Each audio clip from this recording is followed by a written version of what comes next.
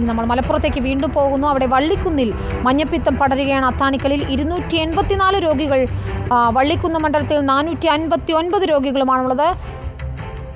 മഞ്ഞപ്പിത്ത ബാധയെ തുടർന്ന് 15 വയസ്സുകാരി ഇന്നലെ മരിച്ചിരുന്നു. സ്കൂളുകൾക്ക് ജാഗ്രതാ നിർദ്ദേശം നൽകിയിട്ടുണ്ട്. മുബഷീർ പി അക്ബർ നൽകും വിവരങ്ങൾ. മുബഷീർ, മഴക്കാല രോഗങ്ങളിൽ ഏറ്റവും പേടിപ്പെടുത്തുന്നതാണ് മഞ്ഞപ്പിത്തം. ഇന്നലെ ഒരു 15 വയസ്സുകാരി മരിച്ചിരുന്നു. അതിന് പിന്നാലെയാണ് ഇപ്പോൾ 284 രോഗികളുണ്ട് അത്താണിക്കലിൽ നിന്നും.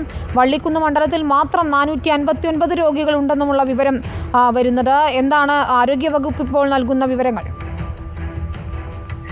വിനീത, അതായത് കഴിഞ്ഞ മാസമായിരുന്നു വള്ളിക്കുന്ന് മേഖലയിൽ ഇത്തരത്തിൽ മഞ്ഞപ്പിത്തം സ്ഥിരീകരിച്ചിരുന്നത്. തുടർന്ന് ആ മേഖല കേന്ദ്രീകരിച്ചുകൊണ്ട് ജില്ലാ ആരോഗ്യ വകുപ്പിന്റെ നേതൃത്വത്തിൽ ഊർജിതമായ പ്രതിരോധ പ്രവർത്തനങ്ങൾ നടന്നു വരികയായിരുന്നു. അതിനിടയിലാണ് കൂടുതൽ പേർക്ക് രോഗം സ്ഥിരീകരിച്ചതായിട്ടുള്ളൊരു വിവരം പുറത്തു വന്നിരിക്കുന്നത്. വള്ളിക്കുന്ന് അത്താണിക്കലിൽ മാത്രമാണെങ്കിൽ 284ഓളം പേർക്ക് മഞ്ഞപ്പിത്തം സ്ഥിരീകരിച്ചതായിട്ടുള്ളൊരു വിവരം പുറത്തു വന്നത്. വള്ളിക്കുന്ന് മണ്ഡലത്തിന് മൊത്തം 459 പേർ വിവിധ സമയങ്ങളിലായി ചികിത്സ തേടിയിട്ടുണ്ടെന്നാണ് നമുക്ക് ആരോഗ്യ വകുപ്പ് ഡോക്ടേഴ്സിൽ നിന്നുൾപ്പെടെ മനസ്സിലാക്കാൻ സാധിക്കുന്നത്.